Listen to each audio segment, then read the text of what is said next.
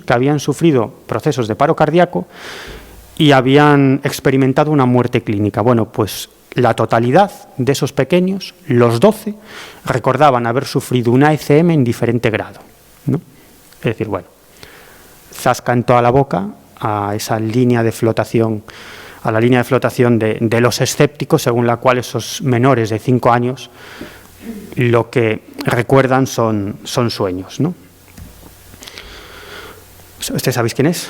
Bueno, es el doctor Miguel Ángel Pertierra, ¿no?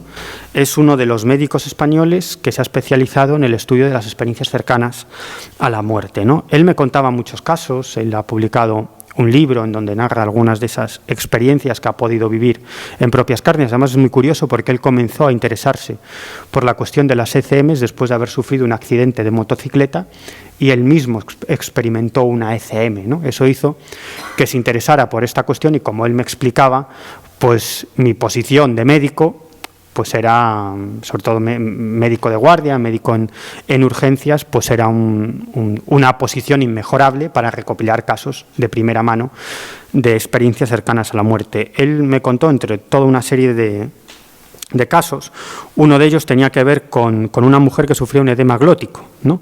Es decir, pues eso, un edema que le impedía respirar o incluso tragar, ¿no? Había que operar porque ese edema podía producirle la muerte, ¿no?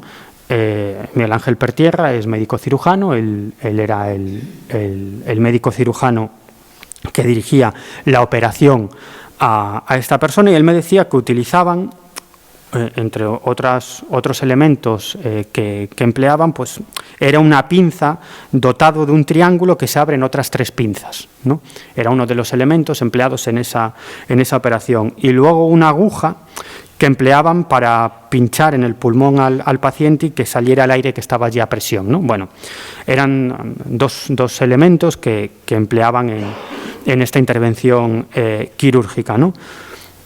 Durante la operación, esta mujer sufrió una parada cardiorrespiratoria, es decir, sufrió un proceso de muerte clínica. Finalmente lograron reanimarla, ¿no? Y esta mujer, una vez recuperada, una vez que salió de la operación, tuvo que ser ingresada en la unidad de cuidados intensivos, en la UCI. Bueno, cuando esta mujer se recupera y logra hablar con el doctor Miguel Ángel Pertierra, le cuenta que ha visto toda la operación desde una posición elevada, ¿no? Y que ha sufrido una ECM, ¿no? Una experiencia cercana a la muerte, pero que ha visto toda la operación desde arriba, que veía todo lo que estaba pasando, ¿no?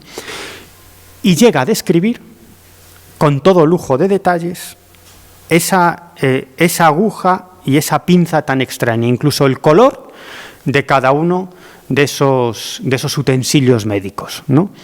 Algo que le sorprendió enormemente a Miguel Ángel Pertierra, porque esta mujer no sabía nada de medicina, era una mujer de una cultura muy limitada, y ella en ningún caso había observado estos elementos, ¿no? Sino que una vez sedada, una vez anestesiada, es cuando se emplearon estos utensilios. Es decir, ella no los pudo ver en ningún momento, ¿no? Esto es lo que hizo, una de las experiencias que hizo que Miguel Ángel Pertierra se interesara por esta cuestión.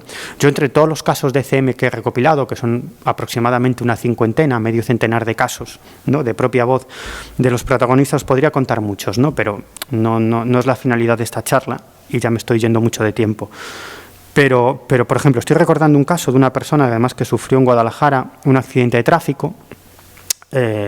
El coche quedó absolutamente destrozado y un hierro del automóvil le atravesó el cerebro, ¿no? Pero totalmente, ¿no?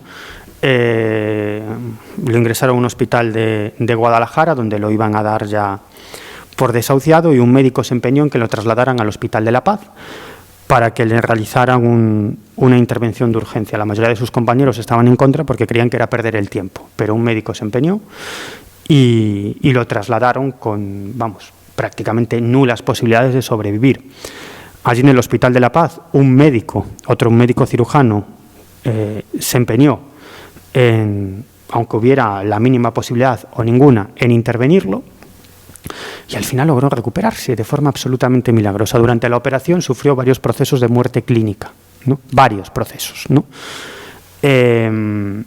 Actualmente vive sin la mitad de su cerebro, ¿no? Solamente con la mitad de un cerebro, la otra está absolutamente necrosada, ¿no? no sirve absolutamente para nada, pero funciona perfectamente con esa mitad del cerebro.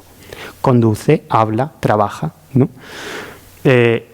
Obviamente sufre pues una serie de procesos, ¿no? Pues por ejemplo, tiene que tomar cierta medicación porque es habitual que le den grandes accesos de dolor de cabeza, ¿no?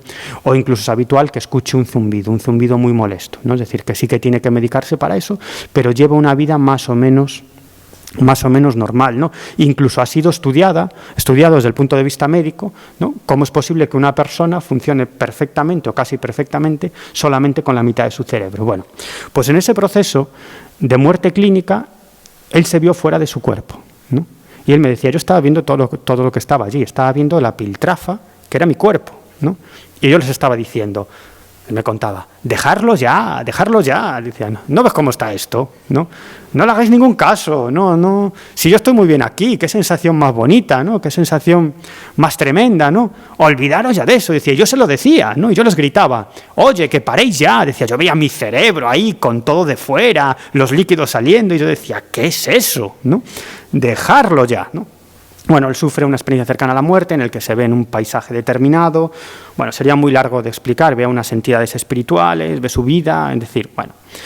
Y luego finalmente una de esas entidades espirituales, ¿no? Él decía que veía como celdas, una especie de, no celdas de prisiones, ¿no? Sino él decía que era como una especie de panal, ¿no?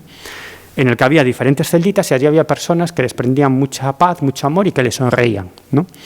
Él iba acompañado por alguna clase de energía que no lograba identificar, y en un determinado momento se presenta ante él una entidad espiritual, un tipo con aspecto andrógino, media melena, con una especie de túnica blanca, que le dice, mira, no ha llegado todavía tu momento, tienes que volver. Y le dice, pero hombre, ¿cómo voy a volver?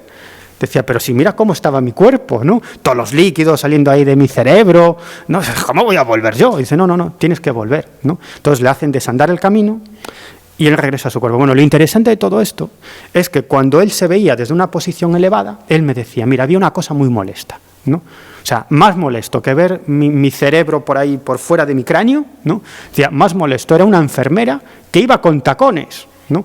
Decía, estaba en la sala de operaciones con tacones, decía, y hacía un ruido increíble, ¿no? El clo, clo, clo, clo, clo, y me decía, y eso retumbaba, ¿no? Él decía en mi cerebro, pero bueno, en mi cerebro. El cerebro estaba por ahí desperdigado y lo estaba viendo todo desde una posición elevada, ¿no? Decía, aquello era muy molesto. Y cuando se recupera, pues esa enfermera entra en la habitación, era una de las que pues lo estaba cuidando, lo estaba atendiendo, y le decía, y él le dijo a la enfermera, oiga usted, aquel día cuando me operaron, ¿por qué estaba usted con tacones, ¿no? En la sala de operaciones? Y la enfermera decía, pero ¿cómo puedes tú saber eso?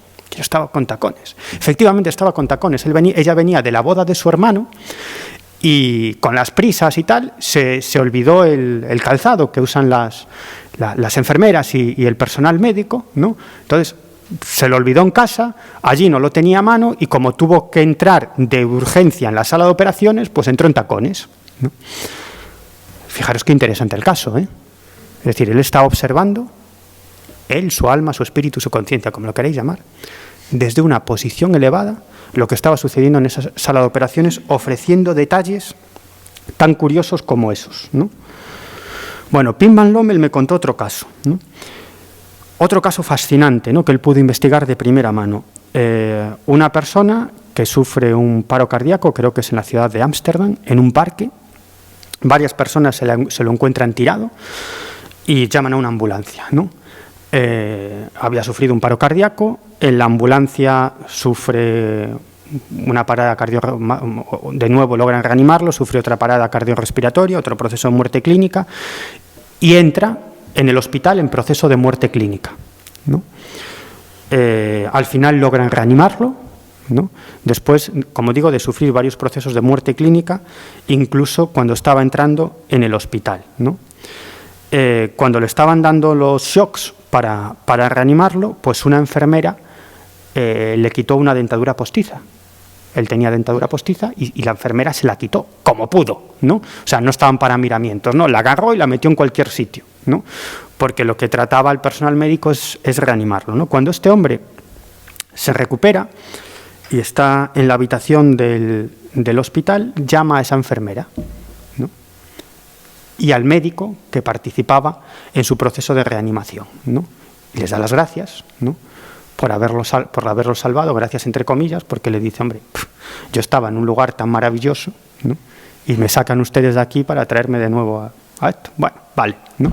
Y les dice, oiga ustedes, pero devuélvanme mi dentadura postiza, ¿no?, que la necesito. Es que no sabemos dónde está. Y dice, pues yo sí. Y dice, pues ¿cómo va a saber usted dónde está la dentadura postiza? Y dice, sí, es que cuando me estaban metiendo en la camilla y me estaban dando esos electroshock y tal, yo estaba viendo todo desde arriba. Entonces vi donde dejaron, dice, ¿fue usted quien me quitó la dentadura? Y la enfermera dijo, pues sí, ¿no? Y dice, bueno, pues usted quitó la dentadura y la metió en un carro que había al lado de mi camilla en el tercer cajón. Y le describe, ¿no?, esa especie de elemento con cajones que estaba al lado de su camilla, ¿no? Y efectivamente ahí encuentran la dentadura postiza, ¿no? Curioso, ¿no? Cuanto menos curioso. Hay otro caso muy interesante, en este caso lo recopiló una psicóloga, Kimberly Sharp.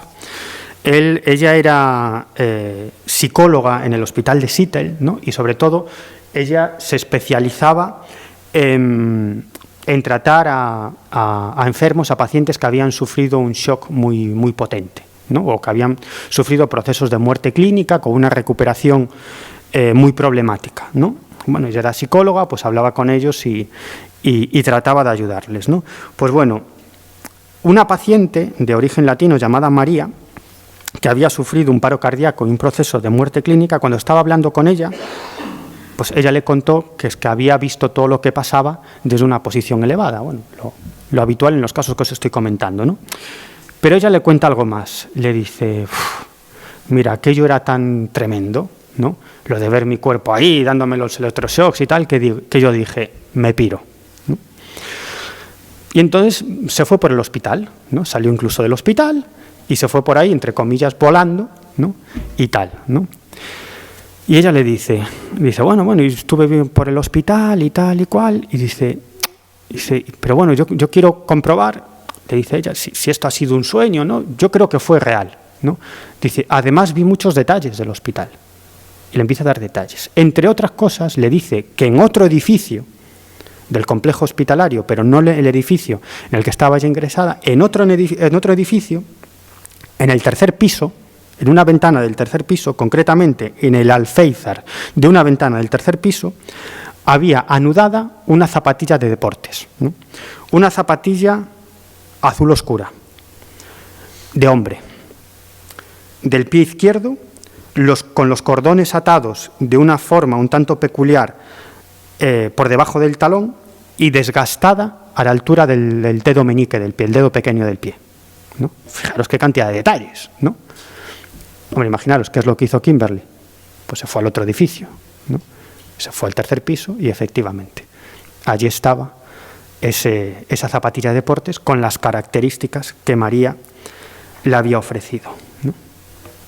Curioso. Bueno, este señor se llama Robert Spessler, ¿no?